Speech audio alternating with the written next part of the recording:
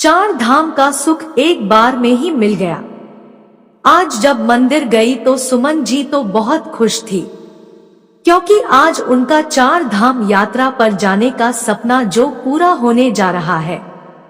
वैसे वह अपने पति सुंदर जी के साथ इस यात्रा पर जाना चाहती थी, लेकिन ढेरों जिम्मेदारियां और तंग आर्थिक हालत के कारण यह सब संभव नहीं हो पाया था और उनके पति उनकी इस इच्छा को अपने मन में लिए ही स्वर्ग चले गए। लेकिन अब जब मंदिर में पंडित जी ने इस बात का ऐलान किया कि जल्दी ही मंदिर से चार धाम के लिए बस जाने वाली है, तो सुमन जी ने तुरंत हामी भर दी।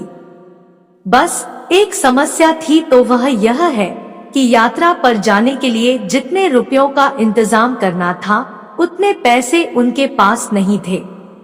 वह यात्रा पर जाने के लिए अपने बेटे से कोई मदद नहीं लेना चाहती थी, क्योंकि बढ़ती महंगाई और सीमित आमदनी के कारण वह उसकी मजबूरी समझती थी। लेकिन इसके अलावा कोई उपाय भी तो नहीं था, इसलिए ना चाहते हुए भी उन्होंने अपने मन की यह बात अपने बेटे से कह दी। उनके मन की इच्छा जानकर उनका बेटा तुरंत बोला, माँ चिंता ना करो, भगवान ने चाहा तो कुछ ना कुछ जुगाड़ अवश्य हो जाएगा, क्योंकि मुझे इस बार बोनस मिल रहा है और उसमें मिली राशि मैं आपको दे दूंगा। वैसे मैं चाहता तो यह था कि मैं स्वयं इस यात्रा पर आपको लेकर जाऊं और आपको तीर्थ कराने का सौभाग्य प्राप्त करूं, लेकिन चाह कर भी मैं ऐसा नहीं कर सकता, क्योंकि जिम्मेदारियों ने मेरे पैर बांध रखे हैं। बेटा, मैं जानती हूँ कि तेरी मजबूरियां भी तेरी तरह सच्ची है, और सच में मैं नहीं चाहती थी कि तुझ पर ऐसा अतिरिक्त बोझ डालूं। लेकिन जब पंडित जी ने मंदिर से चार धाम पर बस जाने का ऐलान किया तो मैं खुद को रोक नहीं पाई। मैं तो खुश हूँ कि कम से कम इस तरीके से आपकी यह इच्छा पूरी होने जा रही है, और फिर आपके साथ आपकी सहेलियां भी होंगी, तो मेरे मन में आपके सुरक्षित होने की तसल्ली भी बनी रहेगी। फिर एक दो दिन बाद उनके बेटे ने सारे रुपयों का इंतजाम कर दिया था और सुमन जी खुशी खुशी अपना सामान पैक करने लगी थी। अगले दिन जब उनकी कामवाली बाई मीना काम करने आई, तब उसका उतरा हुआ चेहरा देखकर वह उससे पूछने लगी, क्यों री, तेरा चेहरा इतना उतरा हुआ क्यों है? कल क्या फिर से घर में कुछ हुआ है? क्या बताऊं अम्मा जी, होना क्या है? मेरा इकलौता बेटा सोनू हॉस्पिटल में पड़ा है। कल एक गाड़ी वाला उसके रिक्शा को टक्कर मार गया।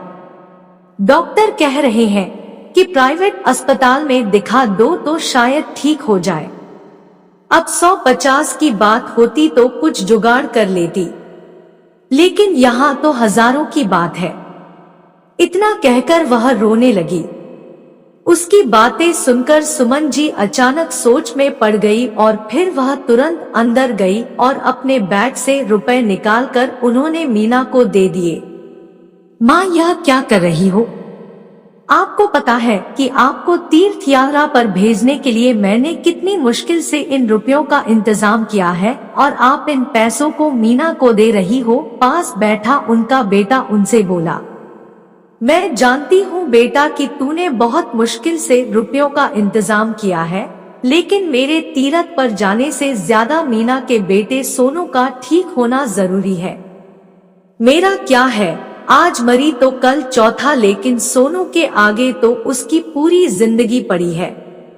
सुमन जी की यह बातें सुनकर जहां एक और उनका बेटा उनके यह विचार सुनकर सुमन जी की प्रशंसा किए बिना ना रह सका, तो वहीं दूसरी और मीना उन्हें ढेर सारी दुआएं देती हुई हॉस्पिटल की तरफ बढ़ गई।